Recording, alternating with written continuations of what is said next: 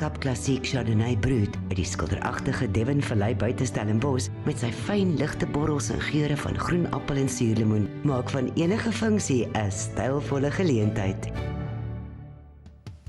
Nou, ek het 'n heerlike snoek wat ek vandag gebruik. Jy kan natuurlik vars of gevries. Dit maak regtig nie saak nie.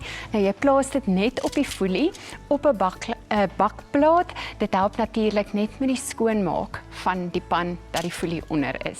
Nou, in 'n potjie meng jy natuurlik die bestanddele: botter, vars knoffel, appelkoeskonfyt, suurlemoensap en dan 'n bietjie van die wyn, sout en peper. Dan laat smelt jy dit nou net en al hierdie bestanddele saam en dan verf jy dit oor die vleiskant van die snoek. Nou, ek het dit klaar hier begin doen.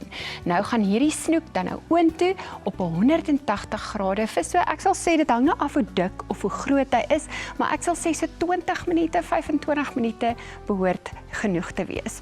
Nou, ek het dan nou reeds ook een gaar gemaak en dan het ek dit so effe laat afkoel. En dan al wat jy doen is om die snoek dan nou te vlok en te ontpeen. Nou maak net seker jy verwyder al daai grate. 'n Snoek het nogal redelike grootes en dan kleiner is. Dan hou jy dit nou een kant en dan gaan ek nou oorbeweeg na my risotto toe. So hierso in die pan het ek dan nou reeds net olyfolie, botter, gekapte eie en dan knoffel en dit het alreeds begin om so lank lekker stadig tot goudbruin te braai. Dan voeg jy nou natuurlik net volgende die risotto rys ook in die pan en dan wat jy kan doen, jy kan die rys so laat rooster vir so 2 minute en dan gaan ons natuurlik net die vloeistof byvoeg. En die vloeistof is dan nou die wyn, jy kan nou 'n bietjie wyn byvoeg, jy hoef nie, jy kan ook water gebruik, maar ek hou van 'n visaftreksel of 'n groenteaftreksel wat jy dan nou net. En dit gaan omtrent so 18 tot 20 minute neem vir die rys om dan gaar te word of al dente. So as ek terug is, gesels ons oor al die verdere stappe. Intussen gaan ek dan nou hierdie rys gaar maak.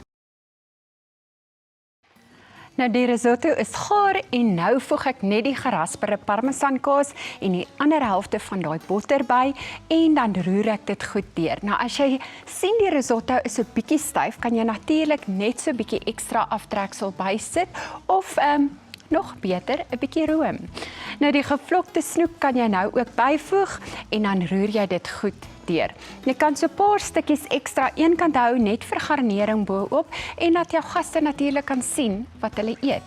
Laastens voeg jy dan net die vars suurlemoensap by en gee dit met sout en peper.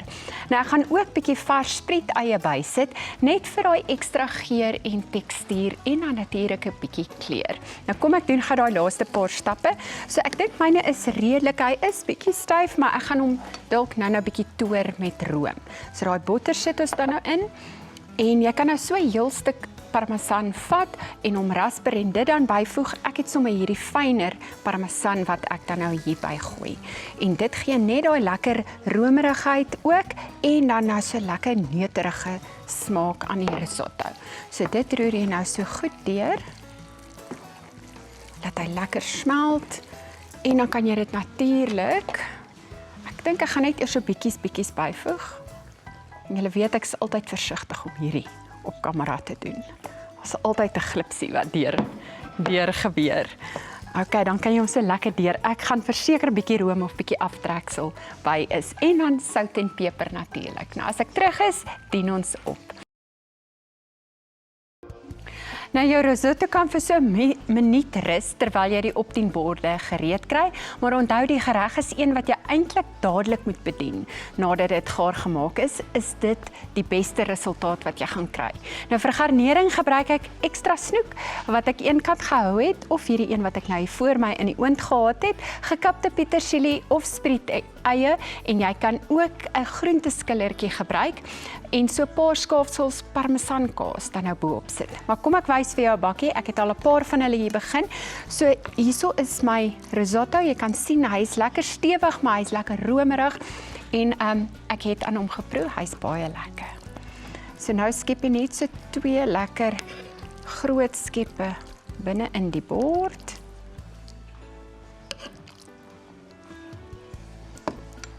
En dan sit ons bietjie van hierdie spriet-eie bo-oor. Onthou jy kan dit binne insit. Ek doen dit nou net vir die kleur.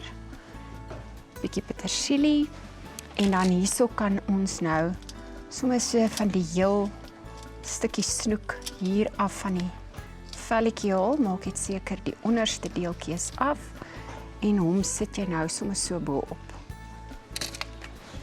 En dan so 'n paar skaafsels van hierdie. Ek gebruik sommer altyd my groenteskillertjie, baie maklik, bo op. Dit is maar net vir herhaling van die tekstuur en die geure. En dan laaste, so 'n bietjie swartpeper. Nou hierdie risotto gaan verseker 'n bitterlekker bederf wees.